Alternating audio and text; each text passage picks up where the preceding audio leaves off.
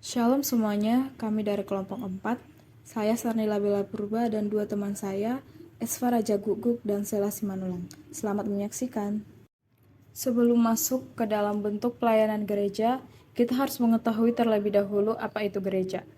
Gereja adalah persekutuan orang kudus, yaitu persekutuan orang percaya yang disucikan dalam Kristus dan yang disatukan dengan Dia sebagai kepalanya.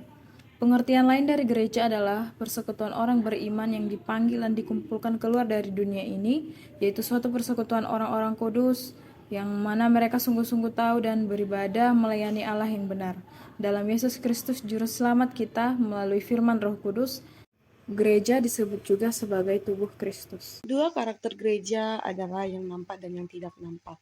Gereja yang nampak berarti gereja yang sebagaimana dilihat manusia, yaitu yang terdiri dari orang-orang yang mengakui Yesus Kristus, yang juga disebut persekutuan orang kudus.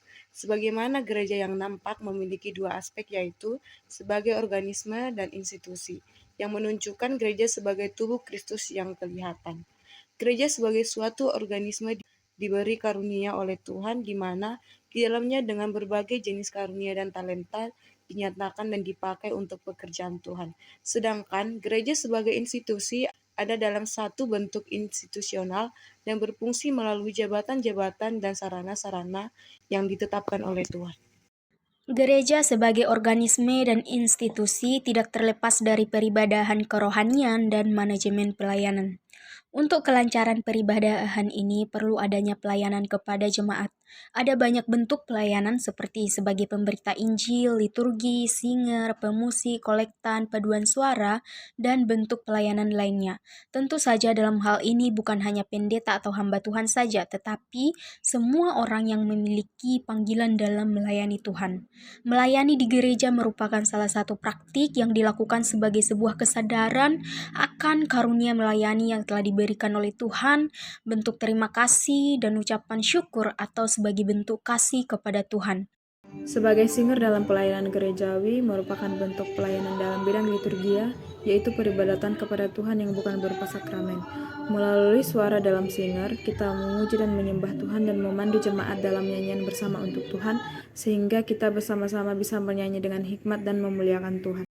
Melayani sebagai penerima tamu merupakan hal yang dilakukan seseorang untuk menyambut orang lain datang ke rumah Tuhan. Untuk itu, ketika menerima tamu, kita perlu menunjukkan sikap yang ramah dan menunjukkan kita menghargai kedatangan orang tersebut. Dalam pelayanan ini kami juga belajar untuk peduli terhadap orang lain dan bagaimana kami boleh membagikan sukacita kepada mereka yang datang beribadah. Paduan suara adalah sekelompok suara manusia yang dipadukan dalam konteks bina lokal. Paduan suara juga merupakan aktivitas kelompok bernyanyi secara serentak terpadu dengan keselarasan volume yang baik serta mengikuti satuan vokal. Paduan suara memiliki pengaruh terhadap gereja, di mana paduan suara itu bisa meningkatkan suasana ibadah dengan musik yang indah dan menyentuh hati. Selain itu, mereka juga dapat memperkuat ikatan komunitas gereja melalui latihan bersama dan pelayanan yang dilakukan bersama-sama. Paduan suara juga bisa menjadi alat untuk menyampaikan pesan-pesan rohani kepada jemaat melalui lagu-lagu yang dinyanyikan. Demikian hasil pemaparan kami mengenai pelayanan gereja. Terima kasih.